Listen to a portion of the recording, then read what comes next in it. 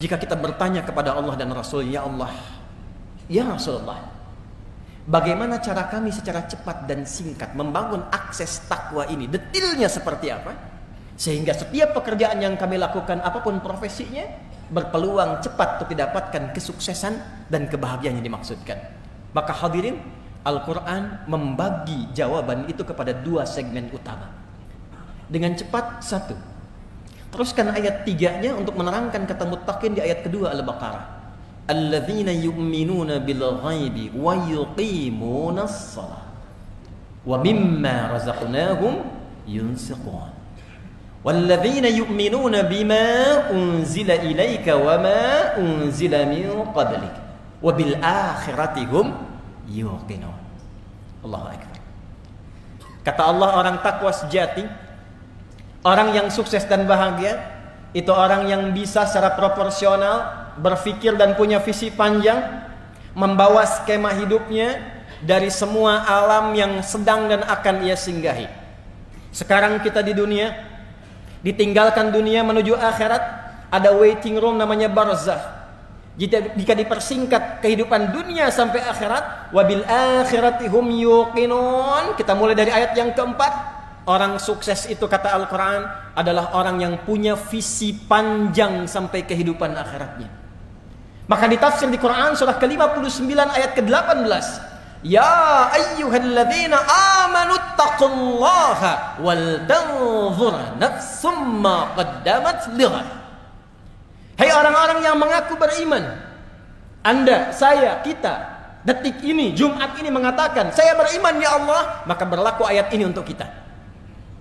Tingkatkan takwamu kepada Allah dan buktikan peningkatan takwa itu pertama dengan punya visi panjang sampai ghad. Ghad yang dimaksud di ayat itu adalah sampai akhirat. Jadi kata Al-Quran, jangan cuma Anda, bangun tidur, makan, minum, tidur lagi, berangkat gelap, pulang gelap, tidak punya visi sampai panjang. Al-Quran sampai jelas menurunkan kurikulumnya. Anda mau kembali ke akhirat sebentar lagi, pengen punya harapan masuk surga, ada 8 pintunya. Dari surga yang biasa, Jannatun Na'im, sampai dengan surga tertinggi, surga Firdaus. Kurikulumnya sudah disiapkan belum? Surga yang mana yang Anda inginkan untuk memasukinya? Pintu yang mana? Maka turunkan kurikulumnya, jadikan kemudian bagian-bagian yang akan kita tunggangi saat di dunia, keluarkan sifatnya, keluarkan karakternya, lekatkan pada profesi yang kita jalani saat ini. Contoh, sekarang ya Allah, saya menginginkan menjadi penghuni surga Firdaus. Di mana ditemukannya kurikulum surga Firdaus? Seperti apa karakternya? Buka ayatnya, keluarkan surahnya. Surah ke-23 Al-Mu'minun ayat 1 sampai dengan 9. Sampai kita temukan pada kalimat pada ayat, ulaika humul warithun alladzina yarithuna al-firdausa hum fiha khalidun. Allah yang menyampaikan langsung, ada calon penghuni surga Firdaus yang sedang beraktivitas di bumi. Ada calon penghuni surga Firdaus yang sedang beraktivitas di bumi. Bukan orang yang sekedar klaim dan punya harapan, saya pengen ya Allah, saya pengen. Ternyata sifatnya tidak begitu. Dibuka dengan kata pemilik falah. Ayat pertamanya, qad aflahal mu'minun.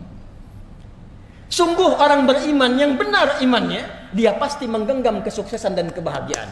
Dan sukses serta bahagia yang dimaksudkan di ayat ini bukan sekedar konteks dunia yang sebentar saja, tapi konteks keabadian sampai dia mendapatkan surga Firdaus di alam akhiratnya.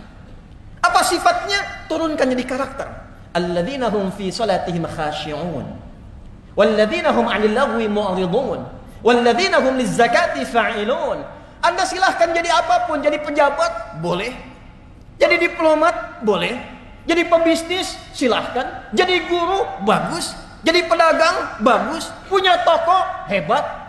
Tapi ketika Anda menginginkan menjadi penghuni surga Firdaus, lekatkan sifat-sifat yang melekat di dalamnya, turunkan jadi karakter. Saya pejabat, saya sholat. Surga biasa, salatnya biasa. Surga Firdaus, salatnya khusyuk. Sepenting-pentingnya pekerjaan Anda, masih punya harapan. Karena harapannya ingin ke surga Firdaus, Anda luangkan waktu prioritas belajar bagaimana menjadi seorang pelaku salat yang khusyuk. Walladzina hum 'anil lagwi mu'ridun. Bicara yang penting-penting saja. Mendengar yang penting-penting saja, turunkan menjadi karakter kehidupan. Tunggangi ini pada dunia yang sebentar saja, dan tunggu janji Allah ketika kita akan pulang. Anda usahakan dengan karakter itu, hadirin, yang paling menarik, bahkan saat akan wafat, dalam sakaratul maut, ditampakkanlah semua hasil perjuangan kita itu berupa surga yang kita harapkan, sehingga tenang kita melihat itu, dan dalam tenang itulah dicabut nyawanya dalam keadaan yang sangat lapang. Quran surah ke-89 ayat 27 sampai dengan ayat 30. Ya ayyatuhan nafsul mutmainnah. Hei jiwa-jiwa yang tengah tenang menghadapi kematian. Irji'i ila rabbiki radiyatan mardiyah. Cepat pulang.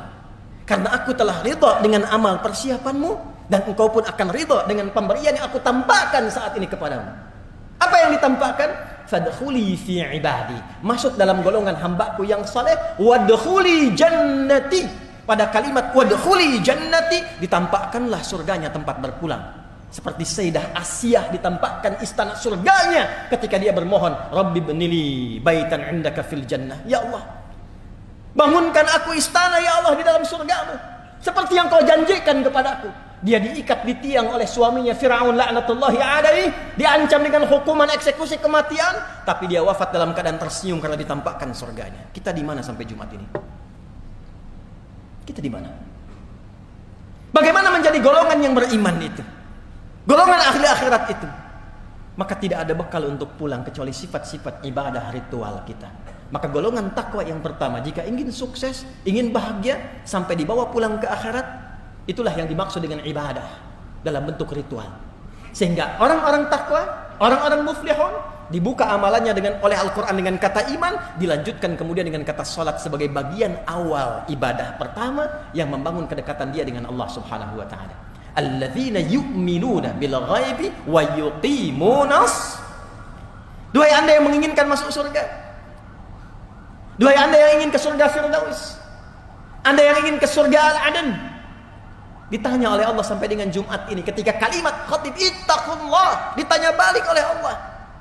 Hei yang sudah punya toko banyak nih, hei yang kadang-kadang Jumatan pun menunggu Anda nutup toko dulu, hei yang kadang-kadang Jumat pun menunggu Anda selesai pekerjaan dulu, hei yang saking sibuknya dengan urusan dunia, hei yang saking padatnya jadwal urusan dunianya tapi berharap surga Firdaus, ditanya balik oleh Allah Subhanahu wa taala, apa bekal persiapanmu ketika engkau akan bawa pulang menghadap Allah di akhirat nanti? Mana amalan ritualmu? Yang ditanya bukan berapa besar dan tinggi pangkat Anda, berapa banyak harta Anda, berapa luas ilmu Anda. Yang akan ditanya oleh Allah, berapa banyak amal soleh dan bekal-bekal ibadah ritual yang dihasilkan dari titipan-titipan dunia ini. Hadirin, sekarang kita dipersaksikan dengan suasana di Palestina. Kami pernah meriset, penghafal Quran terbaik nomor 1 di dunia ini dengan jumlah yang terbesar, nomor 1 Palestina, kedua di Libya. Di Palestina anak-anak kecil yang sudah hafal Quran 30 juz, dia akan bercanda dengan teman yang baru 20 juz, baru 20 juz, baru 15 juz. Dia akan katakan pada kawannya, nanti kalau saya sudah di surga yang tertinggi, karena masuk surga nanti ada ahli Quran yang diminta membacakan Quran yang biasa dia bacakan saat di dunia. Irqa wartaqi fa inna akhira qiraatika akhira manzilatika fil jannah. Baca terus Quranmu, baca Quranmu, karena akhir bacaan Quranmu itulah tempat tertinggimu di surga. Kata anak yang sudah 30 juz ini, kalau nanti aku sudah ada di atas yang tertinggi, aku akan dadahi kamu yang masih di bawah. Anak 4 tahun, 5 tahun, dengan keadaan yang terancam, masjidnya di bumi hanguskan, rumahnya hilang, keadaannya berdarah-darah, masih mampu mendekat dan menyiapkan bekalnya menuju Allah dengan Quran kebanggaannya. Anda diberikan 40 tahun, 50 tahun, rumah yang mewah, masjid yang megah, keadaan yang nyaman, tempat ber-AC, dan termasuk juga sampai detik ini kita nyaman datang dengan Jumatan. Apa yang telah kita siapkan sampai detik ini, yang bahkan untuk baca Quran pun belum punya waktu. Kita akan bisa.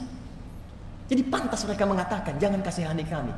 Justru Anda lah yang perlu dikasihani, karena belum tentu mendapatkan fasilitas istimewa yang menyiapkan kami akan kembali dengan baik pada ajal yang sebentar lagi akan kami tuju.